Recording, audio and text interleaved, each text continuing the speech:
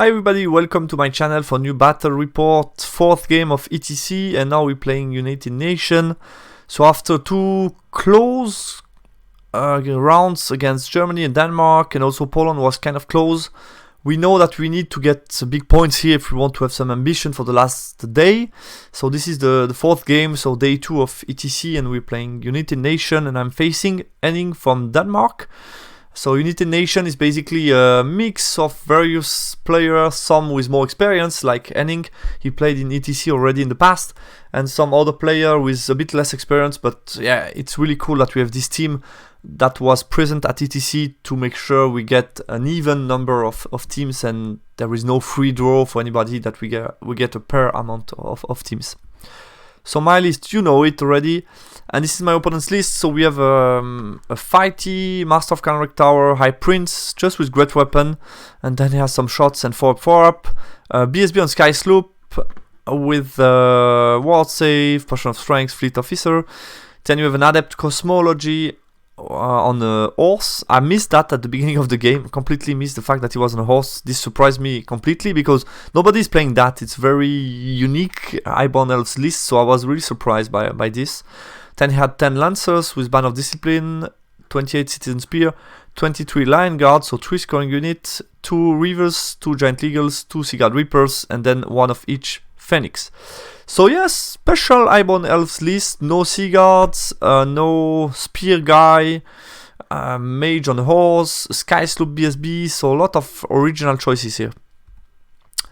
I picked as magic, I forgot to write it down here, but I picked 1, 2, 5 and 6. So we have a Swarm and Totemic to target Bolter, obviously. Then we have +1 strength or toughness, that is useful also from distance, and also the same goes for Bring the Spirit. And my opponent took 3 and 4 from Cosmology, so we have like -1 strengths and 2d6 strength 6, 2d6 strength 4, AP 0, Ice and Fire, and then all these spells with the Master of Counter Tower. So this #1 spell plus Hereditary. Matchup analysis, less shooty than the usual Highborn Elves. Yeah, he has 2 good character that can shoot really well from distance, but it's a limited amount of shots. And then he has 2 Bolt Thrower. I know that with Shamanists I should be able to turn them off pretty quickly. Points that are easy to take for my list, if you consider Phoenix against 16 poison shot plus a cannon plus a couple of crossbow, I should be okay to take these points from distance if he's not careful and not hiding them.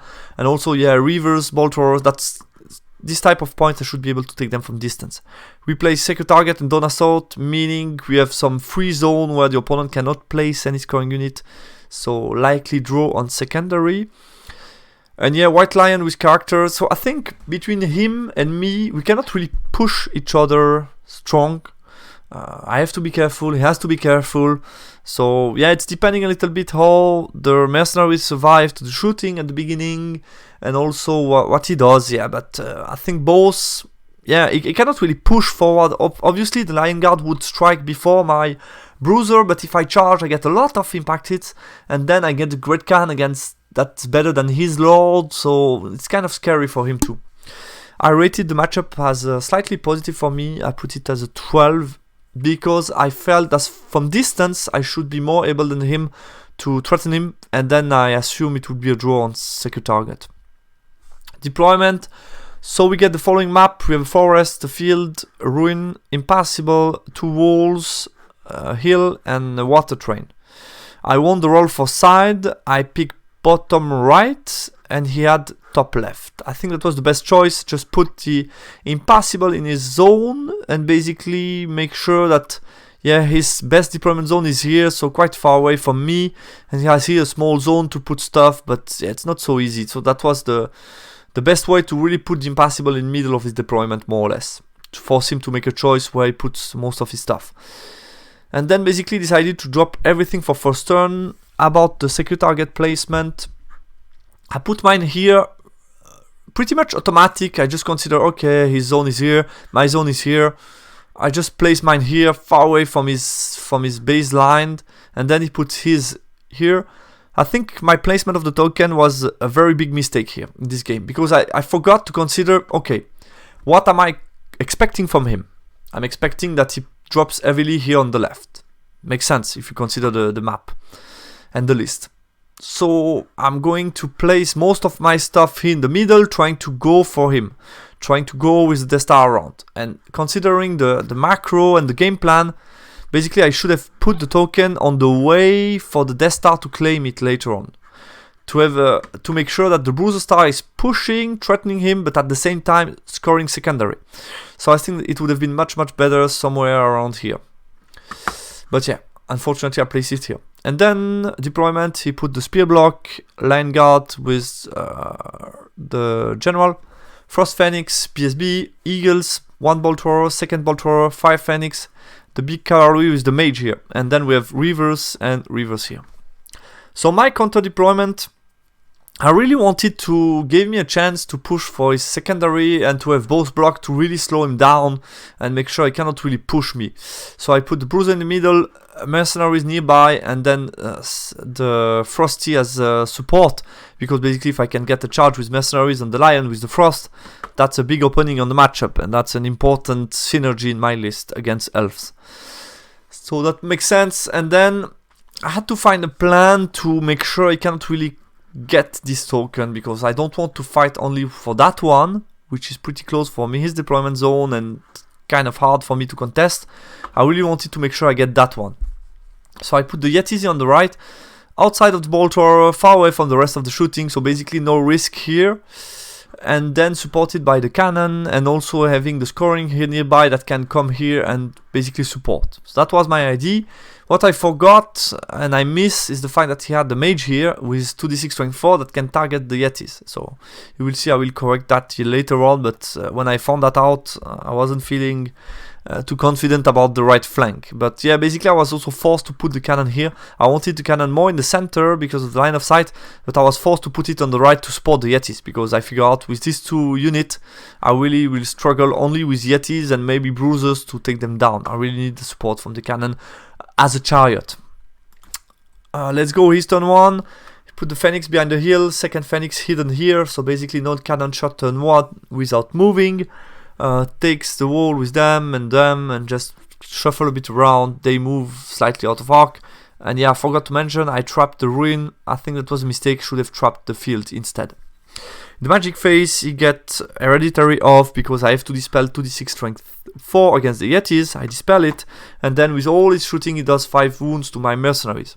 What I liked about my deployments is the fact that I was able to use the forest, and at the same time I will be able to, so I minimize his turn 1 output, and then basically with my turn 1 I can move out and then shoot down the bolt thrower. So I found that really interesting for me, and maybe here Henning could have put it outside of my 30-inch from mercenaries, just to make sure it doesn't lose too quickly the bolt thrower that are pretty important in the matchup. So yeah, I move out and I push big with the Death Star, just to making sure he cannot really move more forward. I want to give myself some options. And then I gave him an opening to put the Phoenix here, so I make sure I covered all the angle on the right with the Yetis. I move 14 to the left to make sure I'm within 18 of the BSB, but I wasn't able to cover to the left, so I just gave him the choice, you can come here and then I can charge you with both units. Also making sure that if he comes here, I have all my shooting that can take care of him. The trappers just didn't move for the moment. I want to keep them as chaff for later on and just trap the forest, and then the Frosty didn't move much as well. In the magic phase, I got Totemic Summon on the right that did 2 wounds on the right bolt thrower, and then with all my shootings I killed the left bolt thrower, which was really nice because I did already quite a lot. His turn 2. Yeah, Phoenix takes the opening here, made a small mistake, should have been a couple of inch backs just to make sure he cannot come over me and do 5 wounds to my tribesman. That was a bit stupid for me, but still we'll see. I have an opening to charge him if I want to.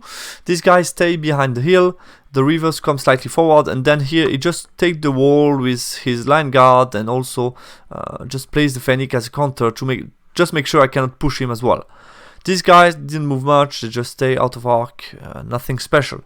In the magic phase, I dispel 2d6 strength 4, and you get -1 strength on my right bruiser, so because of this position, he wanted to make sure that if I charge him, I don't break him, so he just put -1 strength on them. Shooting, he did another couple, I think 3 wounds to my mercenaries here. And then my turn 2. So my turn to what did I do? No charge here. I just turn around to shoot all my stuff against the Phoenix. So the cannon is in range, short range, so 3 up to hit. Then we have all these poison shot against him, so I was feeling okay. I just reform them, and if he charge me, I can either flee and then charge him with Yetis, or I can stay and then threaten him with some further shots. So I had some options. I moved the Frosty to the left just to make sure if you want you can charge me, but you take a lot of DTs because of the traps with them. And then I was out of arc of the Lions, thinking yeah, I don't need the Frosty near them now, I can need maybe later. But you see, I think I suffered too many wounds to really go in combat. I have only 3 mercenaries left, which is not really enough to fight against these guys. And yeah, I placed all my other character within this unit just to make sure if you want to come forward, you need to be ready for me to possibly charge you. Obviously, he could chaff me and then really push, but then I also have a chaff piece that I can use to slow him down. So we will see what he does. And yeah, the tribesman just move here outside of everybody. He can charge me with the reverse, but then I can charge him later on. What I wanted to do is just give him some other opening just to make sure if you charge me, then I charge you, and then you have no chaff to really move with them near the objective, and I have a chaff, so I should be fine. Kineter comes here. I really wanted to make sure I get this right flank without problems, and then I can really focus myself to stop him and maybe threaten with some late charges. Totemic Summon, go fight against the Ball Taurus, and then we go to Magic Phase. I got, I think Swarm of Insect, no, I'm not sure. I think I did Swarm of Insect against the Phoenix, but it dispelled that, and maybe I put like Break the Spirit, not sure. And then with all my shooting, I kill the Phoenix. So cannon hit wounds, kill these a couple of wounds, and then the rest with the poison. So I kill the Phoenix, which was really, really nice. Close combat, I try to overrun, but I stop somewhere here. And that was his turn 3. So what did he do? Moves forward a couple of inch, uses them to chaff my Death Star. A Phoenix, he roll a 5 up, so comes back. These guys push down. I had also a Totemic Summon here on the back, coming out of the board, wanted to press at them, so he moved them, he passed the mark check and moved them away from him. I had nothing else really to do with this Totemic Summon, because the rest, I figured out I'm too far away from the rest, so let's just try to take care of the chaff. So yeah, that was it. And these guys, what did they do? They just, they move away. So basically with 1 unit, 2 unit, 3 unit that can charge him, he just thought, let's give as long charges to everybody as I can. And he wanted with the river, by charging me, to overrun and block the Yetis. That was his idea. So we'll see. It depends how goes this combat, how well he overrun, we'll see. In the Magic Phase, he got 2d6 against my Totemic Beast, but did nothing. And then he 5 dice, Raven Swing, big Raven Swing with the 5 Phoenix, tried to save him, but I was able to dispel that. I found that, yeah, quite a big risk. 5 dice with the High Prince is kind of risky, but I didn't care and just tried it. And then close combat, he breaks my guys, catches them, and makes the overrun on the Yetis. Very long overrun, but he still got that. My turn 3. So yeah, we are here, turn 3, and I decided right flank is not looking good, let's see. So I tried to throw a couple of charges. I throw Kineter in the back on the 8, fail. I throw the Chariot in the front on 9, fail as well. And then I throw the Totemic Summon, who was able to get here, and I'm out of arc of the Frost Phoenix. So I checked that before, I was able to get 1 single model out of arc, so I was okay, just to block them. And in case he rolled crazy, I just put him as chaff. So that was the idea. And then I thought, I might struggle to get to this point, so, and my mercenaries are not fighty enough to really go against all these. Let's turn around, go away. I'm faster than him because I go 12, he go only 10. Here I trap this to make sure he cannot really march through. So I just thought, yeah, I'm up. I took 2 Ball Taurus. I'm going to take that one. He took 3 tribesmen. I'm up in the points. I should be okay. I should be able to take 12 and to finish the Phoenix. So I was okay with that. So I just make sure I march away, turn around them to shoot at the 5 Phoenix. This guy failed charge, here in combat. Here I chaff. And yeah, Totemic 7 march forward just out of arc. And then this guy passed the march check, move here. So I move him at the beginning, I think, to have the rerollable. And then I just march in the back behind the trap forest. So I was feeling okay just to wait for later on. But I might use him as a monster to try to get to the spears rather than as a support to the mercenaries, because I have only 2.5 mercenaries leaving. The big mistake I did is I made all my movement and then I thought, oh, okay, let's put the mage in this unit, because then I can basically make sure I can get Swarm of Insect against the Phoenix rather than doing nothing here. So that's what I did, but yeah, I moved then mercenaries first, put the mage and put the unit, and I forgot to check again the angle, because I checked all the angle before, made all the movement, then I realized, okay, I want to mage here, so I need to move back and do that, and I forgot to check again, and now the spear can see me in the flank.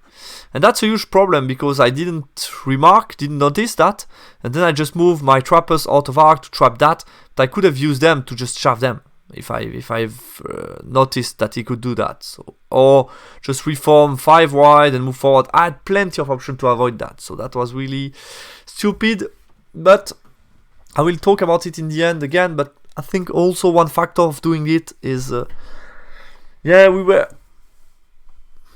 think I will talk about it later. It's better, it's easier to explain. So we go into magic phase. I put I didn't notice he can charge me, so I just put Break the Spirit on them rather than them, which was stupid.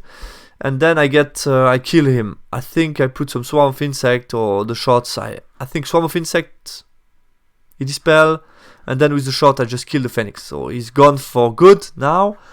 Close combat, he ties, I charge, I do nothing, he do 1 wound, he has a rank, a standard and a wound, so it's 3-3, it's a tie. And he can even reform, so that was a bad news for me.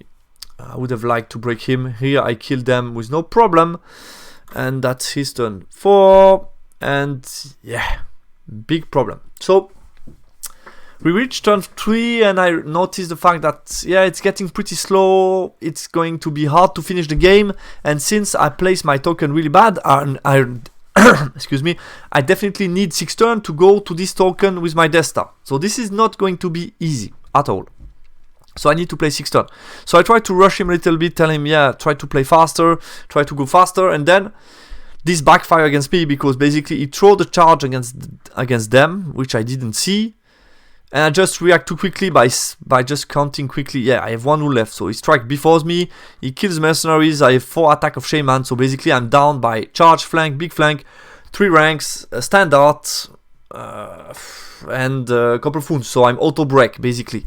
So yeah, I was like cannot stand, and I just fled rather than checking again the distance, checking what he can do. So I fled, I flee somewhere here, which was okay, and then he can charge me, and I roll a 10 and I go off the board. So yeah, I was punished for the mistake, because basically it was a charge on a 9. Yes, he can do it, but he can also fail, and yeah, basically push me off the board. So 1800 points off the board.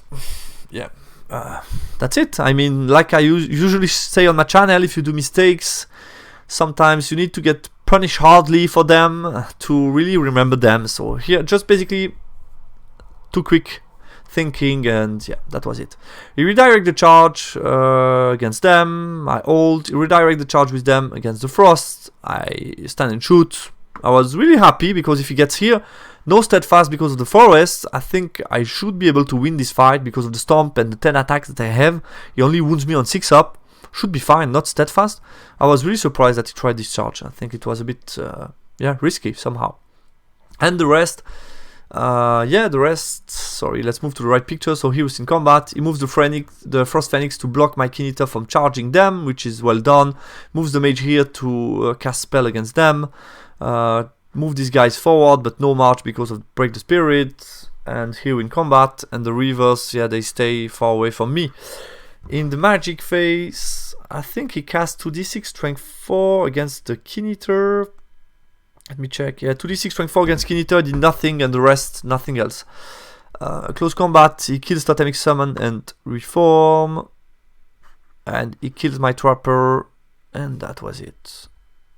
My turn 4. So yeah, forgot to take the picture because I needed to think and find solutions, because I was like, just lost too many points. I need to find a way to go to be back in this game.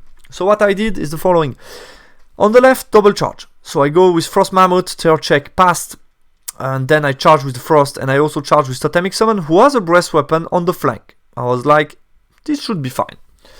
Then I checked the Death Star. I was really far away from his Lion, so even with a failed charge, there is a very low risk. It's like an 11 or 12 to get me, so I should be fine. I don't think, yeah, I was going to be fine. So I just charged him with my Death Star. He fled and ended up here, but still on the board.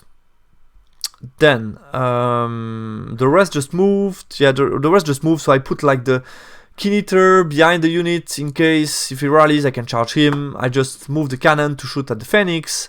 Move these guys forward, try to go near the objective. Also prepare the little cat, and I think that was it. In close combat, because I have no magic anymore, close combat, I really unload everything against that unit. I break him, no steadfast, I break him. He's in minimize flee because of the frost. I think, if I remember correctly, I failed to restrain with the frost because I wanted to stay here and just pursue with it. But then I pursue, yeah, I failed to restrain and I overrun with both, so Totemic Summon gets against the river, and the frost ended up somewhere here close to the river. So at least I took some points here. Then, I don't remember exactly what happened to the little dog, because I see him here, and I don't see it anymore. And I don't remember, I think maybe he has shot it. I don't remember what happened to the dog, to be honest, because on my picture turn 4, no, it's his picture, he should have killed it with some shots, I think. Yeah, but yeah, I think could have placed it better maybe. So it's turn 5. Basically it turns around, BSB, Lion Guard, the Eagle just block me, making sure if I fail the march check, the Frost is killed. That's his idea. He will shoot at me, try to get the Frost, try to get Totemic Summon, secure his secondary, and just make sure, because he has the win for the time being. He failed to rally here in the front. I was ready to charge him with everybody, so I was fine, but he failed to rally, which is good, goes off the board. So I take these points, and then place the mage here, place the Frost here, try to annoy me for getting secondary objective, basically. Magic phase. Quicksilver Lash did 1 wound to my Frost, a couple of shots did another wound, and then 2d6 strength 4 killed the Keen Eater. Yeah, that was going to happen. I wanted to dispel Meladis because of the close combat. Close combat, we did not a lot, he sticks, so he's fine. Then we goes to my turn 5. So yeah, basically my first Mammoth was trapped. Either I pass a march check with 3 wounds remaining and I go through, it's a 7, no reroll, and I march through the train, get 3 DTs, and then try to escape, but still get shot off by these 2 models that can kill me in 2 turns. Or I just try to make sure I take 180 points, and then yeah, I can die, but at least I secure some points. So I decided to do that, and then try to overrun, maybe survive. So let's go, let's do that. I just go for the points. And here I try to take the charge with the Bruisers against the Frost. I thought I have some good chances of just holding him down, and then I can just take him with the Yetis or the Great Khan, just trap him and take these points. And if I'm very lucky, I might even maybe break him, kill him, I don't know, and there is a mage behind, so I had some openings here. I took the charge, but I failed. It was a 6 on 2 dice and just failed the charge. So yeah, but no big risk. I just checked that he cannot see me, I can see him in the flank basically, so that was really nice for me. I think he didn't notice the fact that I can charge him from this position. So yeah, failed charge, the rest moved towards the objective, and here I took some time to just make sure he can flee over me and block me from scoring with them. Just wanted to be sure there is no misunderstanding on the secondary objective, so there is no position to land to block the Death Star from scoring scenario. And then his turn, yeah, I killed the Reavers obviously. The Frost got overrun here. He just charged me with the BSB. I fled a bit too much and I fled off the board, and then he charged my totemic. And here just back off with everybody, and my last turn I tried to move on the hill, shoot him, but I didn't hit, and yeah, that was it, more or less. So it ended up being an 8 to 12, because yeah, basically mostly due to me losing 1800 points on this flea move, and the rest then the frost was trapped more or less, and tiger, trappers, and keen eater. And I took the bolt throwers, the reavers, the fire phoenix, cavalry, and the spear unit. So what can I say? I think it's a chain reaction here. It's not only the fact that I miss a line of sight. It's much more than that. First of all, I place my token very badly. It should have been 18 to 24 more inch to the left. I will show you after on a picture how it should have looked like. On the bruiser way, going into my game plan. So that was for me the first mistake.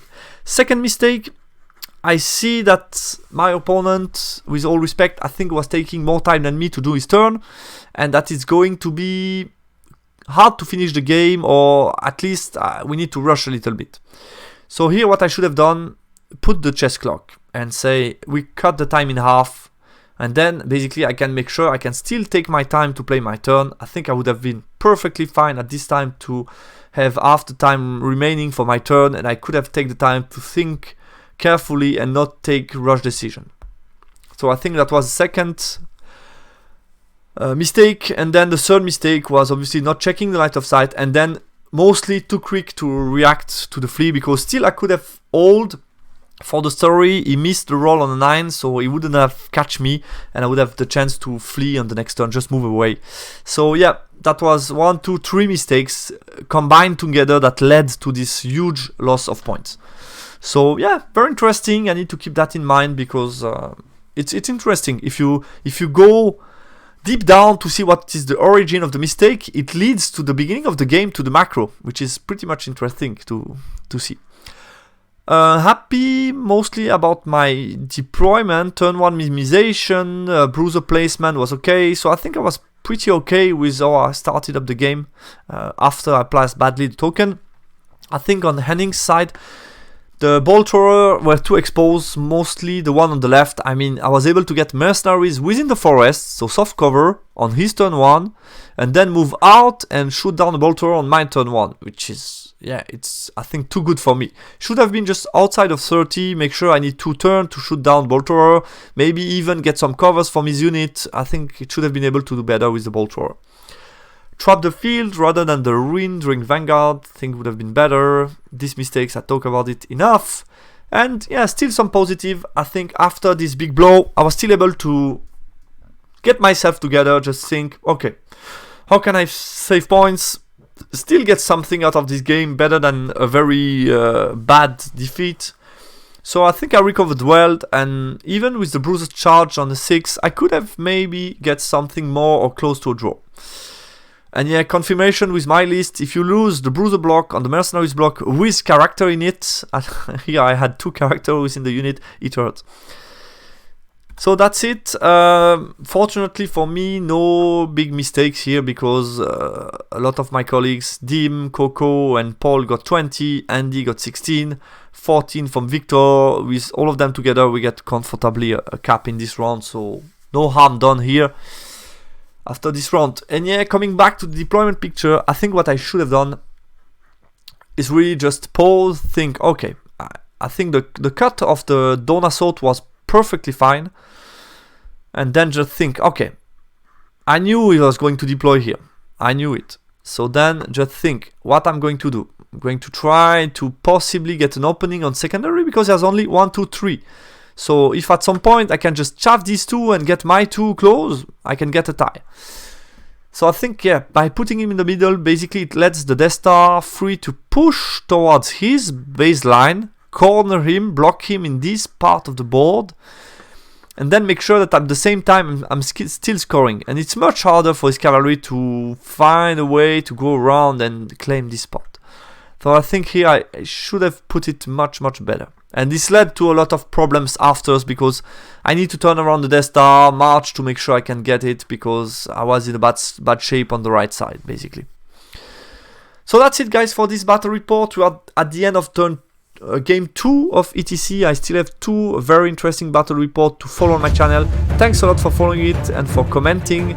I'm seeing some positive reaction on the forum and the comment section, so I'm happy that it's interesting for you to follow these ETC battles, and talk to you soon in the next battle report. Take care, bye bye.